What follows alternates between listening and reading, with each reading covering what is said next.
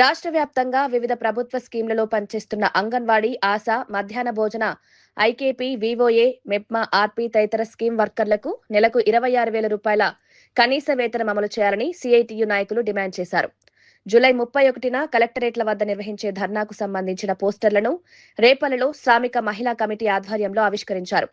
ఈ సందర్భంగా anganwadi workers and helpers union జిల్లా అధ్యక్షురాలు K Jhansi, ASHA workers union పట్టణ అధ్యక్షురాలు జి బుజ్జి మాట్లాడుతూ ఎన్నో సంవత్సరాలుగా సేవలందిస్తున్న స్కీం వర్కర్లకు కనీస వేతనాలు, పెన్షన్, పీఎఫ్, ఈఎస్ఐ వంటి సామాజిక భద్రతా సౌకర్యాలు ఇప్పటికీ పూర్తి స్థాయిలో అమలు కావడం లేదన్నారు. ప్రతిపక్షంలో ఉన్నప్పుడు ఇచ్చిన హామీలను ప్రభుత్వం వెంటనే నెరవేర్చాలని కోరారు.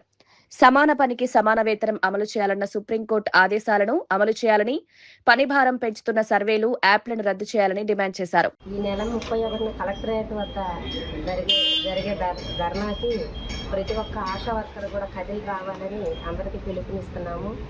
ఎందుకంటే మనకి ఈ సంవత్సరంలో ఏప్రిల్ నుంచి కూడా మనకి జీతాలు ఒక్కళ్ళకి కూడా సరిగ్గా పడట్లేదు. మన జిల్లా మొత్తం కాదు, రాష్ట్రం మొత్తం కూడా పడట్లేదు. ప్రతి ఒక్కళ్ళు కూడా కదిలి రండి, మన సమస్యలను అడుగుదాము. మనం ఎప్పుడూ కూడా ఈ కనీస పనికి కనీస వేతనం అనే మనం నడుస్తూ వెళ్తున్నాము. అట్లా కాదు, మనకు కూడా జీతాలు పెంచాలి. హైకోర్టు చెప్పిన విధంగా 26,000 రూపాయలు జీతం ఇవ్వాలని మనం అడుగుదాము. అందరం గొంతెత్తి చాటుదాము. అందరూ బయలుదేరి రండి.